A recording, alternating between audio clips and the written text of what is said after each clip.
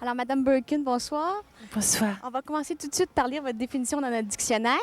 Birkin Jane, née le 14 décembre 1947 à Londres. Faux. Oui? Vous êtes... 46.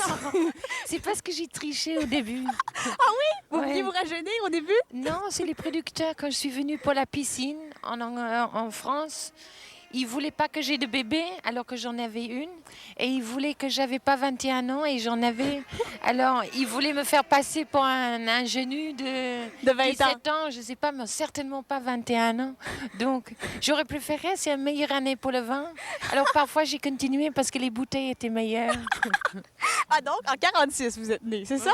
Ouais, ouais. OK. Alors, je vais continuer. Vous êtes arrivée à Paris Elle est arrivée à Paris sans connaître un mot de français et aujourd'hui, elle est la géniale interprète des plus grands poètes et metteurs en scène de la francophonie. Si toutes les Anglaises étaient comme elle, même Jacques Parizeau serait fédéraliste. Est-ce que vous connaissez Jacques Parizeau? C'est le chef du Parti québécois qui prône l'indépendance du Québec et lui, son fantasme, c'est que tous les anglophones soient comme vous. Qui parle français. Oui, parce que quand on pense que toutes les chanteuses francophones font souvent pas toutes, mais plusieurs chanteuses francophones font des carrières en anglais, vous êtes vraiment... Pourquoi une anglophone ferait-elle une carrière en français? C'est exceptionnel. Moi, ma chance, c'était de venir en France. J'aurais resté en Angleterre, j'aurais été juste une autre personne en 68.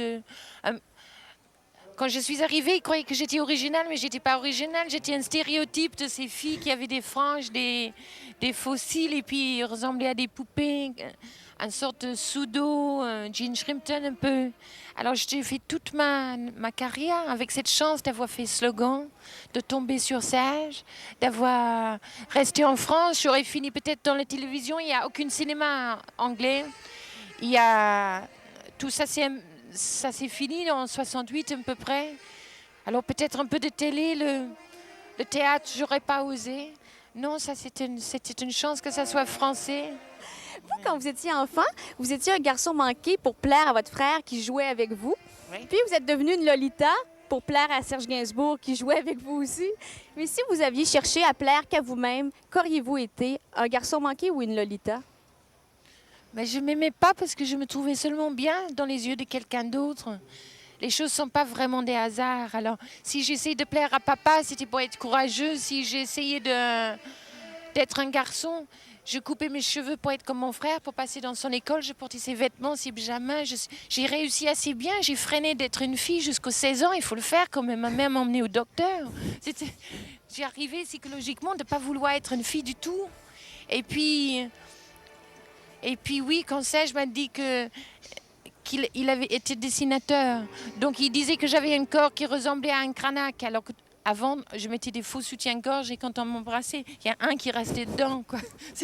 J'ai essayé de mon mieux de ressembler aux autres. Et lui, il m'a dit, non, oublie tout ça, sois comme ça. Il a fait faire des statues, des moulages, je sais pas. Je ne pouvais pas revenir, que quelqu'un me trouvait jolie. Je ne pouvais pas revenir. Le couple Serge et Jane, vous étiez un peu les Johnny et Sylvie des Intellos, ou pour faire une référence plus québécoise, les Michel Richard et Yvan Demers des Intellos. Ça, je dis ça dans le sens que votre vie était étalée dans les journaux. Ça semblait faire le bonheur de Gainsbourg, mais est-ce que ça faisait le vôtre? Je crois que sur le moment, oui. Sur le moment, oui, certainement, parce que ça le faisait tellement plaisir de se montrer avec les enfants sur les pelouses, de montrer qu'on était une famille heureuse. Et puis, je suppose que quand j'avais 30 ans, l'extérieur ne correspondait plus à l'intérieur et je ne comprenais pas pourquoi les gens ne comprenaient pas que tu voulais interpréter des vrais gens, que tu ne pouvais plus d'être juste personne superficielle, un peu jolie mais moins jolie, de moins en moins jolie, que ça commençait de craquer ce que vous étiez à l'intérieur. Et alors j'étais dans les... Oh, dépression, c'est trop mélodramatique, c'est pas le mot. C'était vraiment pas correspondre avec l'extérieur. Et ça, je crois qu'il y a beaucoup de filles qui connaissent ça. Et j'avais juste une chance que quelqu'un, un jour, m'a dit « Enlevez le maquillage, vous tenez votre chemise, je veux voir l'intérieur. Et ce qui passe à l'intérieur. » Et je commençais de faire des films à ce moment-là qui correspondent À votre intérieur? Oui. Pour chanter votre intérieur, vos chansons sont souvent très tristes, même elles sont la plupart du temps toujours tristes. Vous êtes l'anti-compagnie créole. Vous auriez pas envie des fois de chanter c'est bon pour le moral, d'exulter? J'ai une pêche d'enfer quand je suis avec des autres. C'est vrai. Quand je suis avec des autres, je suis tellement gaie. Et puis tout seul, je me plombe. Alors, il faut constamment être avec des autres personnes. Et j'ai de la chance. J'ai eu beaucoup d'enfants et des petits-enfants. Comme ça, j'ai toujours des bébés avec moi. Et comme ça, vous coulez pas. Mais très gai, pas tellement.